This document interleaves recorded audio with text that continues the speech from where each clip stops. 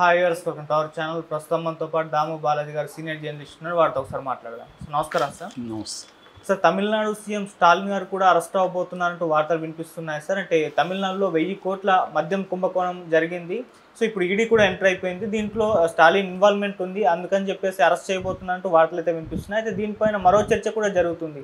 ఈయన స్టాలిన్ అటు Hindi and delimitation ఈ రెండింటినీ కూడా వ్యతిరేకిస్తున్నారు, బీజేపీకి అగెన్స్ట్గా ఫైట్ చేస్తున్నారు. అందుకే బీజేపీ స్టాలిన్ అరెస్ట్ చేసే ప్రయత్నం చేస్తుంది. లైక్ హేమంత్ సోరెన్ అరెస్ట్ చేయించినట్టు, కేజ్రీవాల్ అరెస్ట్ చేయించినట్టు వాళ్ళ మీద అవినీతి ముద్ర వేస్తారు. ఇప్పుడు ఈయన మీద కూడా అవినీతి ముద్ర వేసే ప్రయత్నం దిశగా వెళ్తుంది అన్నట్టుగా వార్తలు వినిపిస్తున్నాయి. ఏం జరుగుతుంది, మరి మీరేం చెప్తారు సార్ దీనికి సంబంధించి? ఎంకే స్టాలిన్ని అరెస్ట్ చేయబోతున్నారు సెంట్రల్ గవర్నమెంట్, ఈడీ అరెస్ట్ చేయబోతుంది. దాని తర్వాత సిబిఐ కూడా రంగంలోకి దిగబోతుంది అన్న వార్తలు వైరల్ అవుతున్నాయి.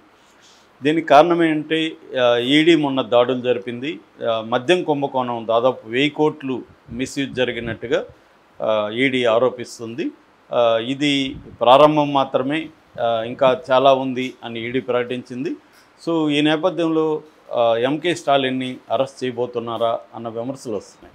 అసలు ఏంటి మద్యం కుంభకోణం ఏంటి అనేది చూసినప్పుడు ఈడీ ఏం చెప్తుందంటే, తమిళనాడులో టస్మాక్ అంటారు. టస్మాక్ అంటే state marketing, Tamil Nadu state marketing corporation అనే సంస్థ ద్వారా మద్యం డిస్టిలరీస్ నుంచి తీసుకొని ప్రొక్యూర్మెంట్ అంటారు, అంటే ప్రొక్యూర్ చేసి దీన్ని డిస్ట్రిబ్యూట్ చేస్తుంది ఈ సంస్థ.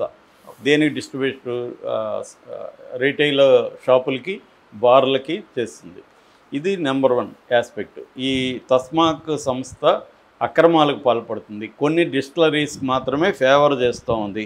For example SNJ, calls, Accord ఇలాంటి కొన్ని డిస్టిలరీస్కి ఫేవర్ చేసే విధంగా టస్మాక్ సంస్థ పనిచేస్తూ ఉంది. వాళ్ళ దగ్గర కిక్ బ్యాక్స్ తీసుకొని, అంటే డబ్బు తీసుకొని వాళ్ళకి ఫేవర్ చేస్తుంది. అట్లాగే బాటిల్ మేకింగ్ కంపెనీస్తో కూడా కుమ్మక్కైంది ఈ సంస్థ అనేది ఒక ఆరోపణ. రెండవ ఆరోపణ ఏంటంటే, టెండర్ ప్రక్రియ ఏదైతే ఉందో ఈ టెండర్సు తమకి అనుకూలమైన వాళ్ళకి, ట్రాన్స్పోర్ట్ టెండర్స్ అండ్ డిస్టిలరీస్ సంబంధించిన టెండర్స్, లైసెన్సులు, ఈ రెండు కూడా తమకు అనుకూలమైన కంపెనీలకే ఇస్తుంది. ఫర్ ఎగ్జాంపుల్ ఒకే ఒక ఫర్మ్కి transport tenders every year 100 crore worth ఉన్న ట్రాన్స్పోర్ట్ టెండర్స్ని ఆ కంపెనీకే ఇస్తూ ఉంది. అదొకటే ఫైనల్గా నిలబడుతుంది టెండర్లో. సో ఇదంతా కూడా క్లియర్గా ఇదొక 1000 కోట్ల కుంభకోణం ఇప్పటి వరకు బయటపడింది. 1000 కోట్ల కుంభకోణం ఇంకా కూడా దీంట్లో ఉండొచ్చు. ఇప్పటి వరకు 1000 కోట్ల కుంభకోణం జరిగింది అని చెప్పి ఈడీ అనౌన్స్ చేసింది. దీన్ని బీజేపీ అందిపుచ్చుకొని ఇటు బీజేపీ స్టేట్ ప్రెసిడెంట్ అన్నామలై కానీ, అట్లాగే జాతీయ నాయకుడు అమిత్ మాలవీయ కానీ, తర్వాత బీజేపీ ఎమ్మెల్యే వనతి శ్రీనివాసన్ కానీ, వీళ్ళు దీన్ని పెద్ద ఎత్తున ఇప్పుడు ఇష్యూ చేస్తున్నారు. నిన్న యాక్చువల్గా తమిళనాడు అసెంబ్లీలో బడ్జెట్ ప్రవేశపెట్టారు. అక్కడ తంగం తెనరసు వాళ్ళ ఫైనాన్స్ మినిస్టర్ ఆయన బడ్జెట్ ప్రవేశపెట్టారు. ఈ బడ్జెట్లో ఉచిత బస్సుకు మహిళలుగా దానికి ఫండ్ కేటాయించారు, లైవ్లీహుడ్లకి ఉపాధి కల్పనకి ఫండ్స్ కేటాయించారు, ఇన్ఫ్రాస్ట్రక్చర్కి ఫండ్స్ కేటాయించారు. ఇలాగా దానికి కొంత పాజిటివ్ వైబ్ వచ్చింది. దాన్ని దెబ్బతీయడానికి ఈ కుంభకోణాన్ని తీసుకొచ్చారని ఈ డిఎంకే లీడర్లు ఆరోపిస్తున్నారు. ముఖ్యంగా ఎక్సైజ్ మినిస్టర్ సెంధిల్ బాలాజీ ఏం చెప్తున్నాడంటే, మేము గత 4 ఏళ్ళుగా ఆన్లైన్లోనే టెండర్ను పిలుస్తున్నాం, పారదర్శకంగా ఉంది, ఎక్కడా కూడా వీళ్ళు చెప్తున్న కుంభకోణాలు కానీ ఇంకోటి కానీ జరగలేదు, చాలా క్లియర్గా ఉన్నాం, దమ్ముంటే మీరు విచారణ చేసుకోండి. ఇది కేవలం ఒక కేజ్రీవాల్ను, ఒక హేమంత్ సోరెన్ను, లేకపోతే ఇక్కడ కవితను అరెస్ట్ చేస్తున్నట్టుగా ఇక్కడ స్టాలిన్ అరెస్ట్ చేసి, స్టాలిన్ మీద ఒక అవినీతి ఆరోపణలు చేసి, స్టాలిన్ని ఒక అవినీతిపరుడుగా ముద్ర వేసి అరెస్ట్ చేసి జైల్లో పెట్టి బీజేపీ లాభం పొందాలని ప్లాన్ చేస్తుంది. ఇది ఢిల్లీ అనుకుంటున్నారేమో, ఇది తమిళనాడు. ఇది తమిళనాడులో బీజేపీ పప్పులు ఉడకవు అని వీళ్ళకి చాలా స్ట్రాంగ్గా మాట్లాడుతున్నారు. బీజేపీ ఫ్రస్ట్రేషన్లో ఈ పని చేస్తుందని. దీనికి ఇంకొక నేపథ్యం ఉంది. అదేంటంటే, తమిళనాడు ప్రభుత్వం ముఖ్యంగా స్టాలిన్ చాలా స్ట్రాంగ్గా హిందీ భాషను వ్యతిరేకిస్తున్నాడు, ఇంపోజిషన్ ఆఫ్ హిందీ భాషని. మొన్న బడ్జెట్ సెషన్లో కూడా రూపీ అని, హిందీ రూపీ 6 ఉంటుంది మనకి రూపాయికి, ఆ సింబల్ని తీసేసి తమిళ రూపీ పెట్టాడు 6. తమిళ రూ అని ఉంటుంది, ఆ రూ పెట్టుకున్నారు వాళ్ళు హిందీ తీసేసి. అట్లాగే హిందీ భాషని రుద్దడం మీద, న్యూ ఎడ్యుకేషన్ పాలసీ మీద చాలా తీవ్రంగా డిఎంకే పోరాడుతోంది. ఇంకొక నేపథ్యం ఏంటంటే డీలిమిటేషన్ అంటే ఇప్పుడు మొత్తం ఎంపీ నియోజకవర్గాలు, లోక్సభ నియోజకవర్గాలన్నీ పునర్వ్యవస్థీకరణ చేయబోతున్నారు. అది జనాభా దామాషా ప్రకారం చేస్తే ఉత్తరప్రదేశ్, బీహార్ కలిపి సౌత్ ఇండియాలో ఉత్తరప్రదేశ్, బీహార్లో ఎన్ని ఎంపీలు ఉంటాయో సౌత్ ఇండియా మొత్తం కలిపి కూడా అన్ని ఎంపీలు ఉంటాయి. అంతే దాదాపు ఒక 20%, 24% ఎంపీలు తగ్గిపోతారు సౌత్లో. మేమేమో జనాభా తగ్గించుకున్నాం, వాళ్ళేమో జనాభా పెంచుకున్నారు నార్త్ ఇండియాలో. సో వాళ్ళు పెంచుకునే దానికి వాళ్ళకి బహుమతి, తగ్గించుకునే దానికి మాకు శిక్ష అనేది వీళ్ళు మాట్లాడుతున్నారు. రెండోది 31% జీడిపిలో సౌత్ నుంచి కాంట్రిబ్యూషన్ ఉంటే 90% పాపులేషనే ఉంది దేశంలో. ఇప్పుడు నువ్వు పాపులేషన్ బట్టి నేను ఇస్తాను అంటే వాళ్ళు ఎక్కువ కొనుక్కున్నారు జనాలు. ఇక్కడ 1.8 కూడా లేదు రీప్రొడక్షన్, అదే రీఫిల్మెంట్ రేట్ అంటారు. అంటే ఒక ఫ్యామిలీకి 1.8 బిడ్డలు కూడా లేరు. అక్కడేమో దాదాపు 2.4 ఉంది ఉత్తరప్రదేశ్లో, బీహార్లో అయితే 3 ఉంది. అంటే వాళ్ళు ఎక్కువ కనుక్కునేసి వీళ్ళు కనుక్కోకుండా దాన్ని పాటిస్తే వీళ్ళ మీద ఇంపోజిషన్ చేస్తున్నారు, మా మీద చేస్తున్నారు. మేము ఎక్కువగా రూపాయి మేము దానికి పంపిస్తుంటే మాకు 70-60 పైసలు కూడా ఇవ్వట్లేదు. అదే ఉత్తరప్రదేశ్కో బీహార్కు రూపాయి పంపిస్తుంటే 2 రూపాయలు 3 రూపాయలు వాళ్ళకి వెళ్తాం. అంటే గవర్నమెంట్ ట్యాక్స్లు, స్టేట్ల నుంచి ట్యాక్స్ ఎంత. అందుకని కేటీఆర్ లాంటి వాళ్ళు కూడా ఇక్కడ ఫైనాన్స్ని బట్టి ఏ రాష్ట్రం ఎంత కాంట్రిబ్యూట్ చేస్తుంది జీడిపికి అనే దాన్ని బట్టి మీరు డివైడ్ చేయండి, జనాభాను బట్టి ఎందుకు చేస్తారనేది వీళ్ళు మాట్లాడుతున్నారు. ఇక్కడ ఏమైందంటే తమిళనాడులో అన్ని పార్టీలు కూడా యునైట్ అయినాయి ఈ విషయంలో, డీలిమిటేషన్ విషయంలో.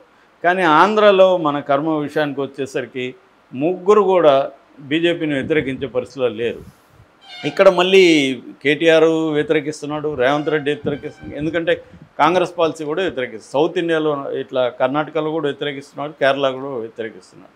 ఈ డీలిమిటేషన్ అనేది పైగా ఇంకో డిమాండ్ 1971 జనాభా లెక్కల ప్రకారం చేయండి అని అంటున్నారు. లేదు ఇప్పుడు మేము నెక్స్ట్ జనాభా లెక్కలు చేస్తాం, కొత్త జనాభా లెక్కల ప్రకారమే మేము చేస్తామని బీజేపీ అంటుంది. దీనివల్ల ప్రాబ్లమ్స్ అన్నమాట. అదే కాకుండా హిందీ ఇంపోజిషన్ ఏంటంటే 1965లోనే హిందీ ఇంపోజ్ చేయాలనుకున్నప్పుడు తమిళనాడులో పెద్ద ఉద్యమాలు వచ్చాయి, అల్లర్లు జరిగాయి, దాదాపు 70 మంది చనిపోయారు.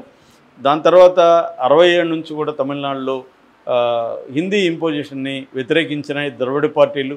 వాళ్ళు 2 లాంగ్వేజ్ పాలసీ, 3 లాంగ్వేజ్ పాలసీ అంటే అర్థమేంటి, ఒక లోకల్ లాంగ్వేజ్, ఒక హిందీ, ఇంగ్లీషు 3 ఉండాలి పిల్లలకి అనేది 3 లాంగ్వేజ్ పాలసీ. అది అన్ని రాష్ట్రాల్లో ఉండాలి. సౌత్లేమో హిందీ ఉండాలి, నార్త్లేమో హిందీతో పాటు తమిళ్ కానీ తెలుగు కానీ ఎనీ సౌత్ ఇండియన్ లాంగ్వేజ్గా నేర్పించాలి. కానీ నార్త్లో ఆ పని చేయట్లా. నార్త్లో ఏ స్కూళ్ళల్లో కూడా సౌత్ ఇండియన్ లాంగ్వేజ్ నేర్పించట్లేదు. ఊరికే నామకే వస్తే అక్కడక్కడ ఉండొచ్చేమో కానీ ఎవరు నేర్చుకోవట్లేదు. దాని బదులు వాళ్ళు సాంస్క్రిట్ నేర్పించుకుంటున్నారు. అంటే సాంస్క్రిట్, హిందీ, ఇంగ్లీష్ ఉంది అక్కడ. సౌత్కి వచ్చేసరికి మన మీద బలవంతంగా నాకు ఇప్పుడు ఉంది, నాకు హిందీ అవసరం లేదు. ఇప్పుడు ఎవరో చిత్తూరులో ఉంటాడు ఒక కుర్రాడు, వాడికి ఏమి హిందీ అవసరం ఉంది, అక్కడే పుట్టి అక్కడే పెరిగి అక్కడే చచ్చిపోతాడు, హిందీ ఎందుకు, మాకు ఉపయోగం ఉంటే నేర్చుకుంటాం లేకపోతే లేదు కదా అనేది తమిళనాడు పాలసీ. రెండోది ఈ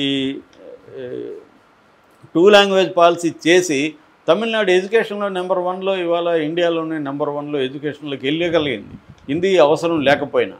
కాబట్టి హిందీ నేర్చుకోకపోయినా మేము వెళ్తాం. రెండవది ఏంటంటే వీళ్ళు జాతీయ సమైక్యత అనే విషయాన్ని తీసుకొస్తున్నారు. జాతీయ సమైక్యతకి హిందీ అవసరం, జాతీయ సమైక్యతకి తమిళ్ అవసరం లేదా, తెలుగు అవసరం లేదా?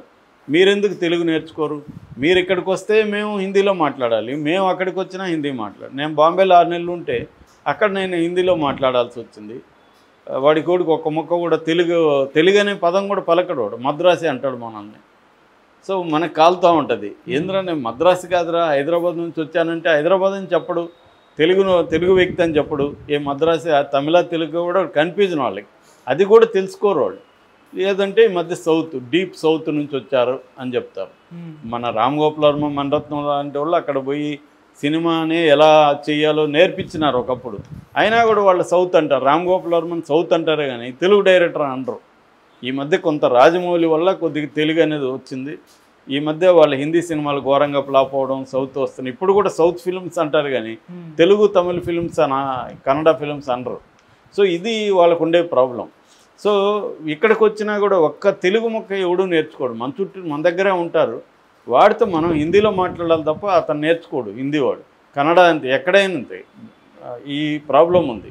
సో దీన్ని తమిళనాడు వ్యతిరేకిస్తుంది. కాబట్టి ఇప్పుడు రేపొద్దున 26లో ఎలక్షన్లు వస్తున్నాయి.